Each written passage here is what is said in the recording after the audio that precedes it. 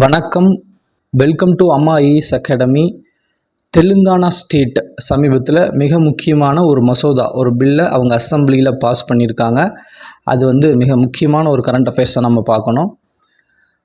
OBC other backward classes அந்த வகுப்பினருக்கான reservation, அரசு வேலை, கல்வி நிறுவனங்கள் மற்றும் உள்ளாட்சி அமைப்புகளில் இந்த ஓபிசி சமூகத்திற்கான இடஒதுக்கீட்டை 42% உயர்த்துவதற்கு மாநில அரசு ஒப்புதல் தெரிவித்து அதற்கான ஒரு மசோதா தெலுங்கானா சட்டசபையில் தாக்கல் செஞ்சு நிறைவேற்றியிருக்காங்க.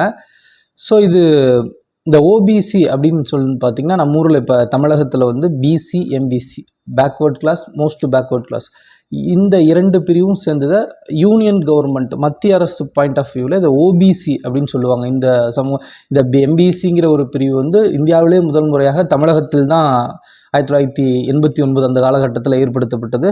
ஸோ சில மாநிலங்களில் பிசி, எம்பிசி செக்ஷன் இருக்குது, சில மாநிலங்களில் இந்த பிசி அந்த பிரிவு மட்டும்தான் இருக்குது.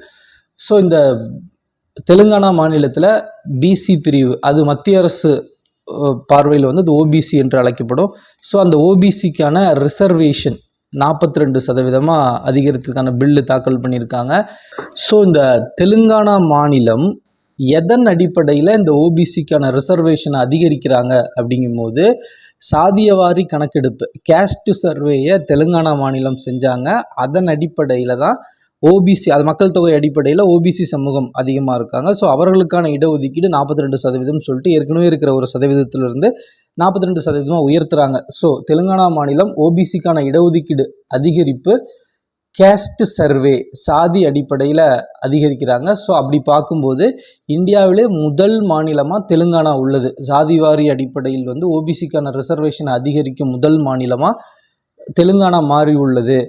அது மட்டும் இல்லாமல் பார்க்கும்போது பார்த்திங்கன்னா, தெலுங்கானா மாநிலம் தான் ஃபஸ்ட்டு இந்தியாவில் எங்கே சாதியவாரி கணக்கெடுப்பு, கேஸ்ட் சர்வே நடத்தப்பட்டதுன்னா பீகார் மாநிலத்தில் நடத்தப்பட்டது. அதுக்கப்புறம் கர்நாடகா மாநிலத்தில் நடத்தப்பட்டது. அதுக்கு மூன்றாவதாக தெலுங்கானா மாநிலத்தில் தான் இந்தியாவில் சாதியவாரி கணக்கெடுப்பு ஏற்படுத்தப்பட்டது. பீகாரில் நடத்தும் போது கூட உச்சநீதிமன்றம் தடை விதித்து திரும்ப அதற்கு தொடர்ந்து நடத்தப்பட்டது.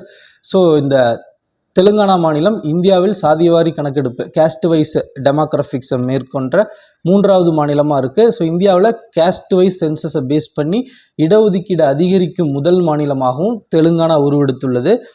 ஸோ இதில் என்ன பண்ணுறாங்கன்னா, இந்த தெலுங்கானா மாநிலம் எதுக்காகனா எஜுகேஷன் இன்ஸ்டிடியூஷன், அரசு வேலைவாய்ப்பு, government jobs, educational institution and local body elections, அரசு வேலைவாய்ப்பு, கல்வி நிறுவனங்கள் மற்றும் உள்ளாட்சிகளில் இந்த இடஒதுக்கீடு பொருந்தும் வகையில் இந்த இடஒதுக்கீடை தெலுங்கானா மாநிலம் இந்த பில் பாஸ் பண்ணியிருக்காங்க.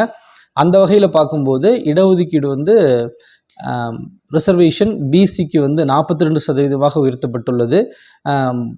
எஸ்சி சமூகத்திற்கு 18%, எஸ்டி பழங்குடியினருக்கு 10% உயர்த்தப்பட்டுள்ளது.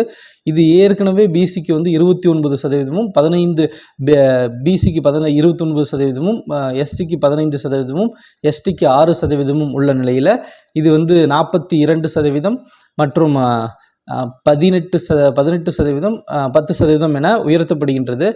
ஸோ இந்த வகையில் உச்சநீதிமன்றம் 50% இடஒதுக்கீடு தான் கொடுக்கப்பட வேண்டும் சொல்லிட்டு மாநிலங்களுக்கு அறிவுறுத்தல் சொல்லியிருக்காங்க. ஸோ அதை மீறும் மாநிலமாக தெலுங்கானாவும் மாறுகிறது. இதில் இப்போ இந்த புதிய இடஒதுக்கீடு மத்திய அரசு அனுமதி தரும் பட்சத்தில் 70% இடஒதுக்கீடு அதிகரிக்கும் அப்படின்னு சொல்கிறாங்க. ஸோ இதில் இந்திய அரசியலமைப்பை பொறுத்த வரைக்கும், இந்தியன் கான்ஸ்டியூஷனில் இடஒதுக்கீடு எவ்வளவு சதவீதம் கொடுக்கணும் அப்படிங்கிற ஒரு வரையறை எந்த இடத்துலையுமே கிடையாது. ஆனால் எந்த அடிப்படையில் கொடுக்கணும் அப்படின்னு சொல்லிட்டு இந்திய அரசியலமைப்பில் வரைமுறை இருக்குது. எஜுகேஷ்னலி அண்ட் சோஷியலி பேக்வேர்டு, சமூக ரீதியாக பின்தங்கிய மற்றும் கல்வி ரீதியாக பின்தங்கியோருக்கு இடஒதுக்கீடு அளிக்கலாம்னு ஒரு வரைமுறை இருக்குது. அதுக்கப்புறம் இடபிள்யூஎஸ், எக்கனாமிக்கலி வீக்கர் செக்ஷன் ஒரு 10% மத்திய அரசு 2019 கொண்டு வந்தாங்க. அதை எதிர்த்து பல்வேறு வழக்குகள் உச்சநீதிமன்றத்தில் தொடர்ந்தாங்க. ஸோ அந்த டைமில் இந்த எக்கனாமிக்கலி பேக்வேர்டு அப்படின்னு கொடுக்கறதுக்கு ஒரு வரைமுறை அரசியலமைப்பில் கிடையாது. ஸோ இது அரசியலமைப்புக்கு எதிரானது என்று சொன்னால் கூட கான்ஸ்டியூஷனல் பெஞ்ச் என்ன பண்ணிட்டாங்கன்னா, அது செல்லுபடியாகும் அப்படின்னு சொல்லிட்டு பல்வேறு விதிகளை மேற்கோள் காட்டி அது செல்லுபடி. அப்போ educationally backward, socially backward, economically backward செல்லும் அப்படிங்கிற மாதிரி ஒரு தீர்ப்பு இருக்குது. ஆனால் அந்த உச்சநீதிமன்றம் வந்து சில வழக்குகளில் என்ன சொல்லியிருக்காங்கன்னா, இடஒதுக்கீடு அரசு வேலைவாய்ப்பு, கல்வி இந்த இதில் தர இடஒதுக்கீடு வந்து 50% மேலே போகக்கூடாது அப்படின்னு சொல்லியிருக்காங்க. ஆனால் இப்போ இந்த தெலுங்கானா மாநில அரசு இந்த ஓபிசி ரிசர்வேஷன் உயர்த்தி இதுக்கு மத்திய அரசு அப்ரூவல் கொடுக்கணும். இவங்க பில் வந்து மாநில சட்டசபையில் பாஸ் பண்ணால் கூட மத்திய அரசு இதுக்கான அப்ரூவல் கொடுக்கணும். அப்படி கொடுக்குற பட்சத்தில் அது இடஒதுக்கீடு 70% அடையும் அப்படின்னு சொல்கிறாங்க. தமிழ்நாட்டை பொறுத்த வரைக்கும் ஆல்ரெடி 69% இடஒதுக்கீடு இருக்குது. நன்றி.